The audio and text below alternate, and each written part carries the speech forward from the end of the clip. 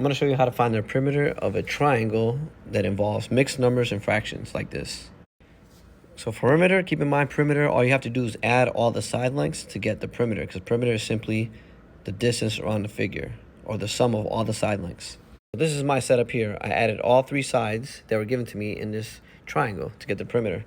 And the first thing I'm going to recommend to stay organized is I'm going to split this up. The 2 1/2, I'm going to rewrite it as 2 plus 1/2 because these are equivalent. 2 plus 1/2 is the same as 2 1/2.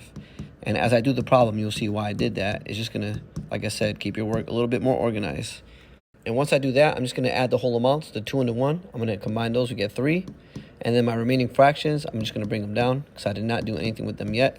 So I have a 1/2 plus 2/3 plus 8/9. So my first step here is I'm going to have to find the least common denominator for these three fractions. And after thinking about it, you'll see the least common denominator will be 36, which means I got to rewrite all these in terms of 36. To make the 2 into a 36, I got to multiply by 18, and I'll do the same to the top, times 18. To make this into 36, I got to do times 12. I'll do the same to the top. And to make the 9 into a 36, I got to multiply by 4 and do the same to the top as well. Now the next step will be to rewrite each of these fractions. So I'll get 3 plus 18 over 36, 24 over 36, and 32 over 36. Now that I have a common denominator, I'm going to combine all the fractions together. 18, 24, and 32. So here's my work I did on the side. It comes up to be 74 total. The directions say to write your answer as a mixed number in simplest form. So to be a mixed number, we cannot leave this to be an improper fraction. So we have to rewrite this. So 74 over 36, I'm just going to do the work on the side over here. And what you're going to do is you're going to split this up because, again, this became improper because the numerator is bigger than the denominator. And I'm going to rewrite the denominator here. And the most you could fill into the fraction is 36 out of 36. That's the greatest it could be before it becomes improper, because the next one after this will be 37, and that's when it becomes improper because the top will be bigger than the bottom. So this is the most I could fit into the fraction, 36 out of 36, which is essentially one whole amount. And I'm going to do that again over here, because you can see here, when you add these two together, 36 and 36, that's actually 72, and we need to get back 74. So you need to split it up as many times as needed, fill it up as much as you can, and then whatever remains will be your remainder here. So again, 36 plus 36 is 72.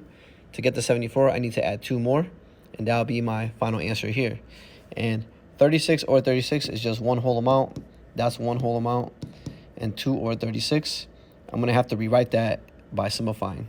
So if I did the work on the side, 2 and 36, like the prime factorization, 2 I already know is prime. And this will be 2 times 18.